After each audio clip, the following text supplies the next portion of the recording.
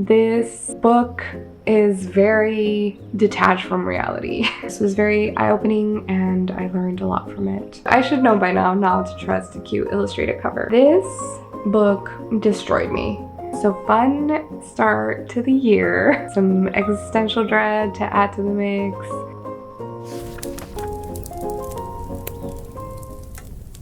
Hello, good to see y'all again. My name is Pam. I read a lot of books and I'm here to talk to y'all about all the books I read in the month of February. 2025 continues to be a cursed ass year, but I did manage to read a lot of books this month despite it all. And I read some really good ones actually. So let's just get into it. Started off the month a little rough. Not in terms of the quality of the books that I was reading, but just in terms of how I was feeling about reading. But then it kind of picked up throughout the month and we ended on a very, very positive note. So yeah, let's talk about it. The first book that I finished reading this month was an audiobook. It was Sanctuary by Paola Mendoza and Abby Sher. And in this book, we are following a high schooler named Vali, and the year is 2032, I believe, and we're in America, so it's like a slightly dystopian, futuristic story, but it's not too far removed from present day, and it's not too far-fetched in terms of how conceivable this dystopian world is. So we are in America, like I said, and it's implied that this authoritarian figure has taken over the country and is hunting down and tracking undocumented immigrants. So, you know, in the current climate and the way the political tides have shifted to something very dark and far right and anti-immigrant, this story and this concept seemed very plausible, and it was kind of hard to read just because it felt very real and very scary. But we're following Vali as she's navigating through her life, just trying to be a normal high schooler while all of this persecution is ramping up and happening around her. Her mother is also undocumented, and we learn that her dad had been previously apprehended and detained, and her younger brother was actually born in the US, so he is a citizen, and we see that dynamic play out. But throughout the story, the anti-immigration laws and persecution of undocumented immigrants kind of starts to increase, and the danger to Vali and her family starts to escalate. So we're seeing them navigate through that. They live in Vermont, and eventually they make the decision that they're going to try to go to California, because California has kind of declared itself a sanctuary for undocumented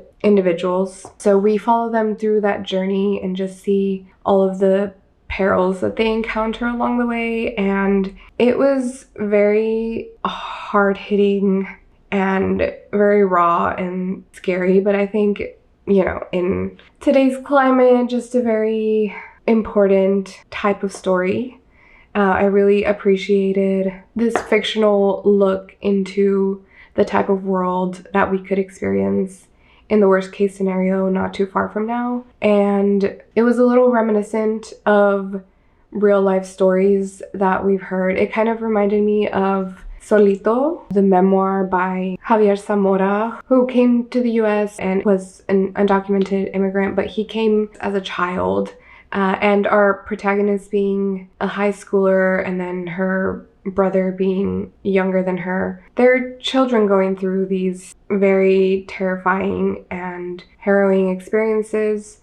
So it reminded me a lot of that memoir, which is a real life memoir and is something that so many children experience all the time. And yeah, I just liked how rooted in reality this story was, and it was kind of like a warning tale of how dehumanizing the rhetoric is and can be exacerbated to if we don't do something about it in this current moment. And I also found it interesting the way that it explored mixed status families, which is something that a lot of people experience in the United States, where some members of the family are undocumented, some are born in the US and are citizens. And that's just a very interesting situation that I think a lot of us kind of forget about when we're talking about, people being deported and family separation and things like that. Yeah, there's like a very real and human consequence to assigning so much value to citizenship.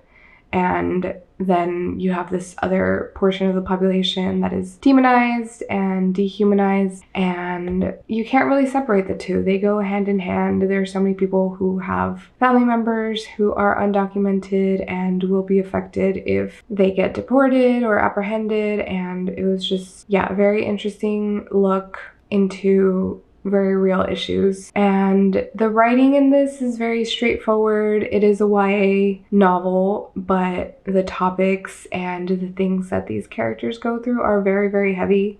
So I recommend, but I do think that you should go into it knowing that it might be a very heavy read, especially if you relate to these things personally. But yeah, I am very thankful to Paola and to Abby for sharing this story. The audiobook was very well done, and I'm thankful for stories like these, even though they're not the easiest to read. I think I gave this book overall 4 stars. I think it made a really big impact on me. Oh, and Paola Mendoza is Colombian, and she's one of the co-founders of the 2016 Women's March and that movement. So she just has a lot of very interesting insights into the political movement and how we got from there to now.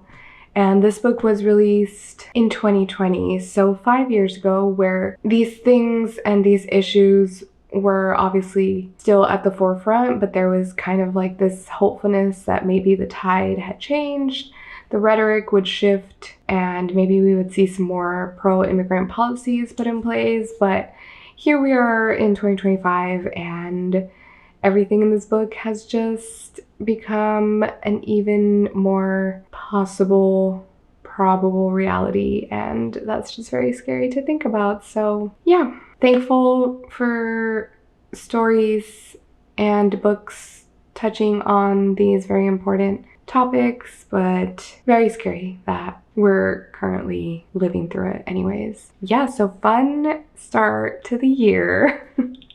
Just some existential dread to add to the mix. And it was even weirder that at the same time that I was listening to this, my physical read was The Night Circus by Erin Morgenstern. This book is very detached from reality. While Sanctuary felt like extra real and maybe too grounded in everything that's going on right now, The Night Circus was kind of a 180 in terms of how conceivable this is. So I was like getting a little bit of whiplash, and as a mood reader, this was very interesting to explore. So The Night Circus is a historical fiction urban fantasy YA novel, and it is following 2 protagonists. At the beginning of the novel, we're introduced to them as children, and we're told that they have some kind of special ability. We're not given too many details. This novel is very much like shrouded in mystery and fantasy. So we're kind of uncovering things along the way, but it's still very whimsical and not everything is explained. So we know that these 2 protagonists, Celia and Marco, I believe, they are magical. They possess like these abilities that are unique, and we meet them as children where they are recruited and then kind of trained their whole lives specifically for these abilities that they have. They're being taught and trained separately from each other by these 2 individuals who we also don't know a lot about, but we know that they are rivals of each other, and that they throughout time have hosted these competitions where they each train a competitor and then have them challenge each other with their specific magical abilities. And this particular instance of the competition is revealed to be taking place within a circus. So throughout the novel, we explore the conception of the circus and then how this competition is playing out. And the details of the magic and of the world itself are, like I said, very vague. But I think the best part of the book really is the writing and how descriptive and beautiful the world is written. The time period that this all takes place in, I believe, is like late 1800s, and we're kind of switching back and forth between present and past. The narrative is very non-linear. We are moving forward in time, but then we also get flashbacks, and we also are moving between characters. So we do follow these two main protagonists, but the timeline jumps back and forth, and then there's also one point of view that's like second person, and this one is interspersed throughout the book, and it's kind of like you're going through the circus and experiencing all the different magical elements of it as if you're seeing it first person, and that one is very interesting. And then occasionally we're also following side characters, and it's very whimsical and fun and beautifully described, but then there's also an element of mystery and of intrigue, and there are some stakes that these characters are facing. And I think it's also a very interesting look at like bodily autonomy. These two characters are kind of groomed for this specific competition their whole lives and not told a lot about it and not given much of a choice. So part of the story is also about them taking a hold of their own narrative and trying to exercise some sort of control within this world that has been kind of decided for them. And there is some romance, and yeah, like I said, this world is very detached from reality, and it's taking place in the past and in a very fantastical setting. And it's really fun in terms of escapism. It kind of reminded me of The Last Tale of the Flower Bride, which is a book that I read last year and really enjoyed. It had some of those same elements that I really enjoyed in that one, where like the writing is very, very descriptive and flowery, but it really puts you in the setting, and the imagery is very vivid. And although we're not given a lot of details on the specifics of the way that the magic system works and stuff, it's still very fun, and the mystery element is something that I very much enjoyed in both of those. So yeah, I had a good time while I was reading it. I enjoyed the ending, but overall the impact I think will be kind of minimal for me in the long run.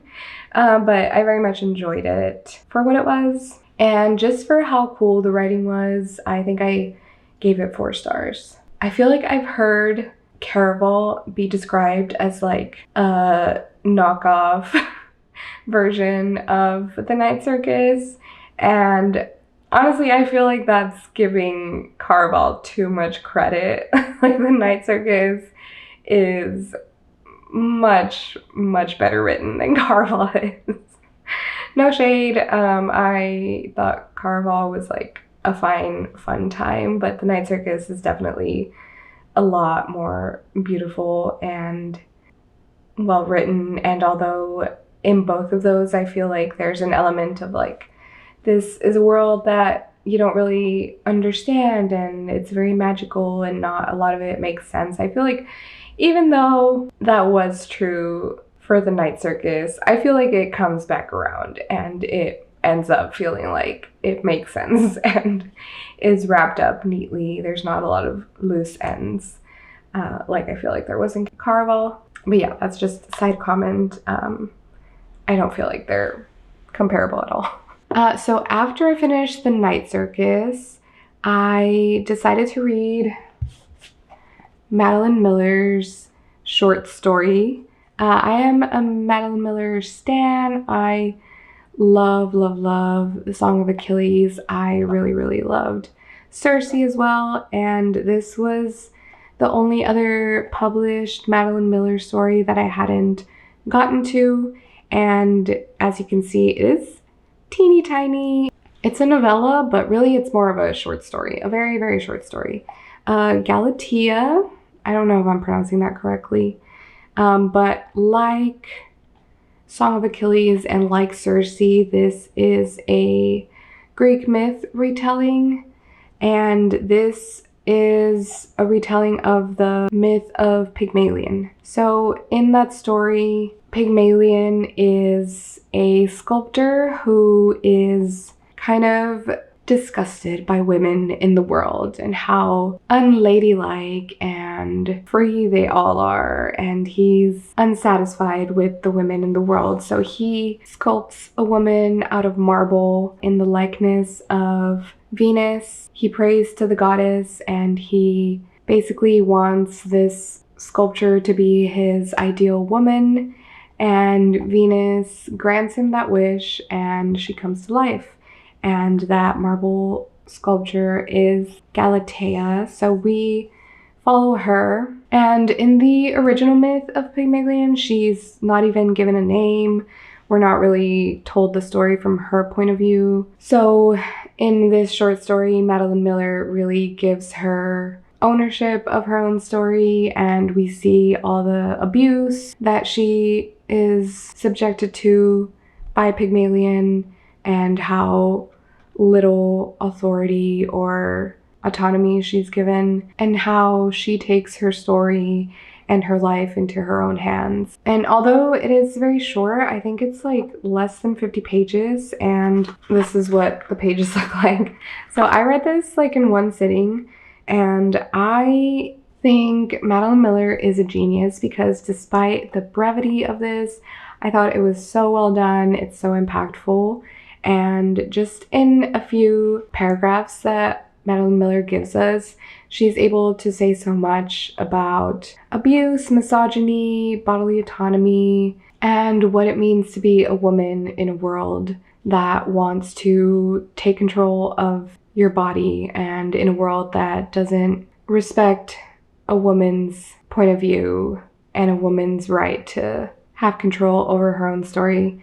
So I thought this was very beautiful, very poignant, and if you're looking for a very short but very impactful read or an introduction to Madeline Miller, I think this is a great option, and I will give anything that Madeline Miller writes 5 stars. She is a genius.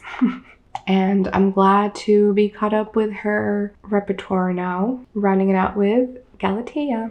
My next audiobook listen was Falling Back in Love with Being Human by Kai-Cheng Tom, who is a trans Chinese-Canadian author. And this is a poetry collection, and it's formatted as a series of letters addressed to mostly other trans women, women of color, sex workers. These are all things that Kai-Cheng Tom is herself. So I kind of saw it as Kai-Cheng Tom writing letters to herself and then also to others who identify as these things that she is, and identities that are constantly persecuted and under attack by society. And all of these poems are letters of love, letters of healing, letters of, as the title says, ways that you can continue to find joy in life through all the pain and all the trauma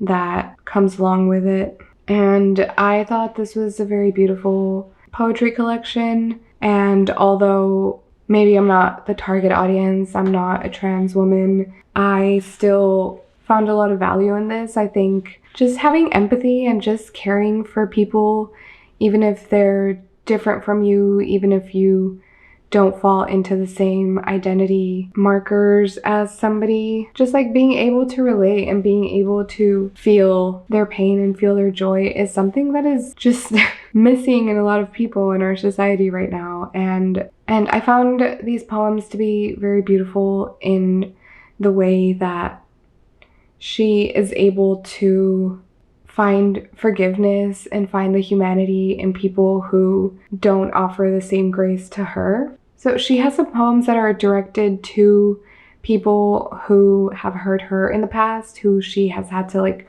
work through her forgiveness of them just to be able to continue moving forward. She has one that's directly addressed to trans exclusionary radical feminists.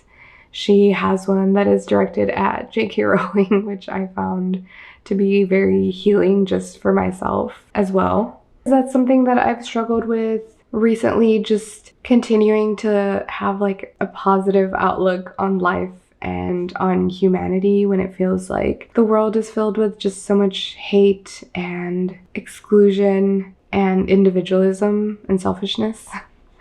I feel like Kai Cheng Tom's words really gave me hope, and I was just really inspired by the way that despite everything that she's been through and despite this society that keeps telling her that her identity is not valid, she is able to persist, find joy, find happiness, find healing. And I just thought this poetry collection was very beautiful and kind of restored a little bit of hope in humanity in me. So I definitely recommend, and I'm very glad that I read it. And the audiobook is narrated by the author and is very, very well done. My next physical read was Freedom is a Constant Struggle by Angela Davis, Ferguson, Palestine, and the Foundations of a Movement.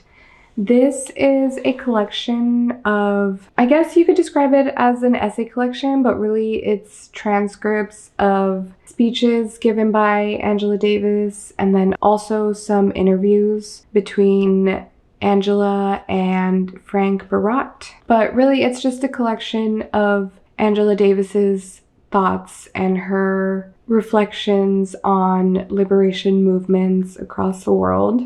Angela Davis is, of course, a very famous activist and has been a part of these liberation movements her whole life and has a lot to say and a lot that we can learn from. And I found this to be very illuminating, and I think she's one of the best voices that I've read from in terms of how we can come together and how we can create an impact through these movements.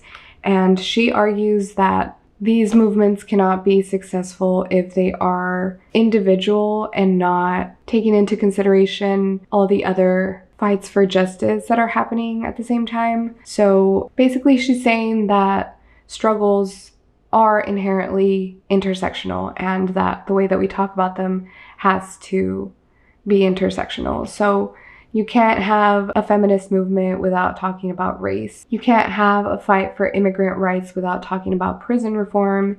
And beyond that, you kind of have to think globally and not just be focused on what's happening in America. You have to think about the fight for freedom in Palestine. You have to understand how this all relates to South African apartheid and that fight that happened there. And each of these individual interviews and talks by Angela Davis are very succinct, but I think it's kind of a masterclass on how to get your point across in a very clear and concise way.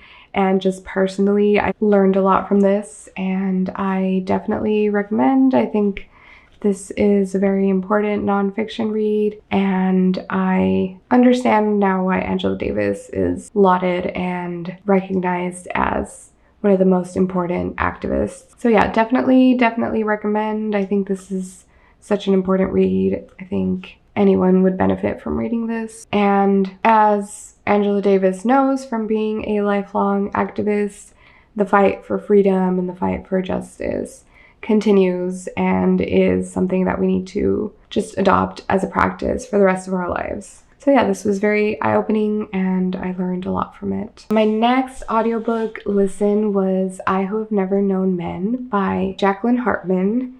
And this is a speculative fiction book. It's also a little dystopian, a little sci-fi. And in it we are following a woman who has been a prisoner for her entire life. She is kept in a bunker in a cage with 39 other women. They have no recollection of how they got here, and they've been imprisoned for a very long time. For our narrator, it has been basically her entire life because she's the only one who was imprisoned as a child, so all she's ever known is life in this bunker. The other 39 women were adults when they were taken and put into captivity. So the 39 other women have memories of their past lives, but they don't know why or how they were brought to the prison. And our narrator is the only one who has basically lived her entire life this way. And she is never given a name. She is just called the child. And she grows up in this way. These women are being kept alive by men who are guards of this prison, and they just come in every day, give them food and keep them alive, but they never interact with them. They never answer any of their questions. So our narrator just lives many years this way, just being kept alive, being kept a prisoner. And then she starts to question things around her. She starts to want to know more. She starts having thoughts, which is something that the other women around her have kind of given up on and just accepted their fate a long time ago. So she kind of starts creating waves around her. And then one day something happens and their circumstance changes and they're able to leave the prison and discover what's really going on in the world. Why were we being held captive? What is the world out there like? At this point, they're not even sure if they're still on Earth, if there's other people on Earth, if there's other women, if there's other men. So it's just a very interesting exploration. I think the main themes that I took away from it were like humanity and relationships, and when you strip everything away from a human, like what remains at the core, because our narrator doesn't remember anything before life in basically like this sensory deprivation chamber. She doesn't remember if she had a family. She doesn't have any memories of Earth or of the world. So she's basically a blank slate, and I think this book is exploring at the core, without memories, without culture, who are we? And this is a slight spoiler for the end of the book, so I'll put a little marker here if you want to skip forward, if you want to go in mostly not knowing anything, and then you can come back to hear my wrap-up thoughts. But we, at the end, don't know anything. The main question for me at the center of this was, what is going on in the world? Like, why were these women imprisoned? Like, is there a larger meaning to this all? Like, what's going on in the world? Was there one big catastrophic event? And we don't learn that. Yeah, our narrator just ends up going through life never getting these questions answered herself. And for me, that was a little bit frustrating because I was very intrigued by the mystery of this whole situation. But I do understand that that's part of the question. You know, we experience the world and our narrator's life as she did, and she never got her questions answered. So I think part of the exploration and, you know, the question posed by the author was, does it matter? I think it kind of correlates to our life and, you know, how people often wonder what it's all for, if there's a greater meaning to it all, if there's a higher entity. And the truth is that we'll never know. We just have to live our lives and come up with explanations and meanings for it ourselves. And that's basically what our narrator had to do in just a very extreme circumstance. So yeah, I thought that was interesting. I kind of had to sit with it for a minute to really understand what the point of the novel was if we didn't get our questions answered. But overall, I thought it was still a very poignant and very interesting question that was posed. And I did end up enjoying, how the author forces us to ask ourselves these questions and come up with the explanations on our own and come up with the meaning of it all on our own. And I thought there was still, a lot of tenderness in our characters. And in this world where everything else is gone, there was still the complicated relationships between the women, and there was still love and joy and pain and loneliness. So yeah, just a story that requires a lot of introspection, I think. And, I appreciated it for doing that, for making me think about it even after I had finished it. And although there were some things that I initially wanted, like I talked about in the spoiler section, I still enjoyed this book, and I think the impact that I felt after I had finished it really says a lot. So I gave this book 4 stars. And now we are going to wrap up with the last physical book and the last audiobook listen of the month. And the last physical book that I read was Just Last Night by Vari McFarlane. I learned how to pronounce her name. This book was gifted to me by my friend, and she really loved this book. She recommended it to me, so I finally got around to reading it, and I picked it up because I was like, it's February, like I need at least one cute romance book. And imagine my surprise when this book is actually not a romance book.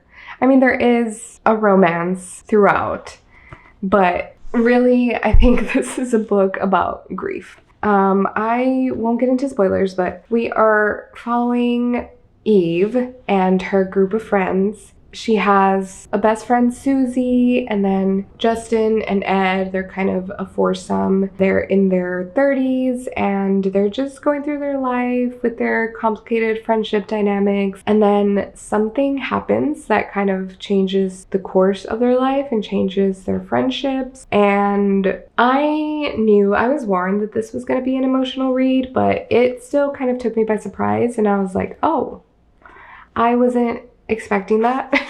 I think a good romance is always going to be about more than just the romance. It's always going to be about what else happens in somebody's life. How do we work through the reality of being human and interpersonal relationships with all the baggage that we carry? All my favorite Emily Henry books explore this in some way, but those at the end of the day are still romances through and through. I don't know if I would consider this a romance. I think it was more looking at trauma and grief and how that affects us as people, and then, the romance was kind of secondary to that, which I'm not mad about. I just was tricked by the cute illustrated cover. Which I should know by now not to trust a cute illustrated cover. But I really enjoyed this. The writing is very witty, it's very lighthearted. So I think that was also part of why because there's not just one traumatic thing that happens in this book. There are several revelations that kind of impact our narrator in very strong ways. But I think the writing was just very lighthearted and didn't really match the tone of the things that were happening, which I think is fine. This wasn't meant to be like a depressing trauma porn type of book. This was just a very realistic look at things that impact us on a daily basis. Like, we're all going to be touched by grief at some point. Somebody close to us is gonna die. We're gonna go through illnesses. We're gonna go through dramatic changes that we weren't expecting. And there's no right or wrong way to deal with those. So I really appreciated McFarlane's way of showing that, you can still have humor through it all. You can still break down our trauma changes us, but who we are at the core is who we are. So our narrator, you know, remained very millennial and very snarky and funny throughout. So yeah, that was interesting. And another thing that our narrator is very, very British. This book was, I think, in the author's note at the end, Very McFarlane even says, like, I hope that the British colloquialisms weren't too distracting, and I have to say, unfortunately, they were for me, because there were like entire paragraphs in this where I was reading it and I was like, I don't know if my reading comprehension is just at an all-time low or if I just didn't get any of those references, but it is very British, and that did unfortunately take me out of it at some points, but I still very much enjoyed it. I give praise to Very McFarlane for delving into such intense topics that can turn very, very dark, but managing to keep it accessible and lighthearted overall. It was very touching, but it was very hopeful at the end of the day, and I enjoyed it. I also gave this one 4 stars. Just a lot of really solid 4-star books this year, or this month, it turns out. And that brings us to the last read of this month, which was an audiobook, which was Beautyland by Marie Helene Bertino. And this book destroyed me. It was very unexpected. The premise of this book is that we are following Adina, who we are told is an alien who was sent to this world to record and document and report back to her superiors about humans and human life and study humanity, make observations. And that was what I knew about this book. So I was expecting kind of just like a fun, silly sci-fi book. But no, this book really is about not feeling at home on Earth. So is Adina really an alien from another planet posing as a human? Maybe. Or maybe she's just a human being who feels like she's never going to fit in, who feels like she's different from everybody around her. And oh my god, it was just so relatable and so sweet and so sad. So we're following Adina from her birth into her childhood and into adulthood. So we're following Adina for her whole life, and we're seeing her navigate situations that she feels are very strange. She's growing up in Philadelphia in the 80s, being raised by a single mother who's struggling to make ends meet. And this story just flows chronologically and is interspersed with Adina's reports and things that she's sending back to her home planet with observations about humans and how strange and illogical being a human in society is. And yeah, I just really enjoyed Bertino's writing and her observations and just how well she captures what it's like to feel like an outsider for your whole life. I just thought it was so interesting how like the premise is about being an alien, but at the end of the day, everything was just so deeply human. I finished this last night and I was like a sobbing mess. Somehow I ended up with 2 very intense reads at the end of the month that touched on grief and friendship and love, and this one was just so good. Like, I don't even know, I'm struggling to give my thoughts on it. It's just one of those books that like if you relate to it, I think you're gonna really love it. If you've felt like an outsider ever in your life, I think at one point it's suggested that Adina might be autistic or neurodivergent in some way, and it's never confirmed because Adina, we're just told she's an extraterrestrial, like she is from another planet. But I think that if you relate to neurodivergence in any way, like this will make a lot of sense.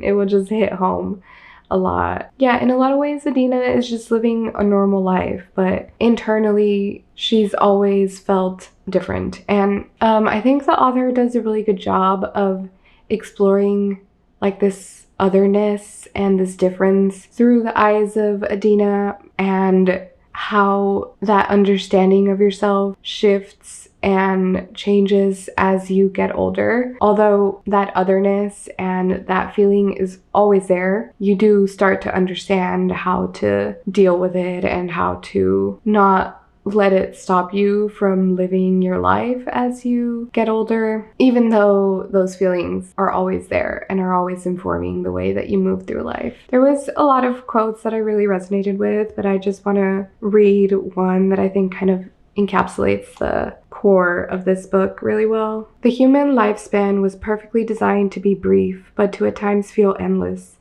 A set of years that pass in a minute, eternity in an afternoon. Yet, in the same way competing weather fronts produce a climate that's right for a tornado, brevity versus eternity, the push-pull that contains everything, is a condition for romantic love, sorrow, betrayal, joy, countless meaningless, profound transactions. Yeah, I just love this one. I know it's early in the year, but my favorite read so far. It was a really, really good audiobook as well. And yeah, I just went into it expecting to like it, but I wasn't expecting to be blown away, and I ended up just very, very moved by it. And I loved Adina, and I love the dedication of this book. At the beginning, the author says, "For all the Adinas out there," and I think that just really encapsulates what this book was for me. So yeah, 5 stars. 5 stars. I loved it. And that was the end. That was everything I read this month. It ended up being a very heavy reading month. I didn't think it would be, but somehow books are still bringing me joy. One of the few things that are right now, honestly. But yeah, I think a lot of these ended up being really perfect for me in this moment. I think sometimes we just need to be reminded that there is joy and meaning in all of this, despite it all. And I hope that you are finding things that are bringing you joy and meaning right now as well. Thanks for being here. I hope these were not too incoherent and rambly, but my brain is a little bit mush right now, honestly, as it always is. But yeah, we'll see how March unfolds, and we'll see if I continue reading some very poignant, very impactful reads without even setting out to do so. Let me know if you've read any of these, what your thoughts were on them, and what you've been reading lately. And yeah, I'll catch you in the next one. Take care of yourself. I'll see you soon. Bye.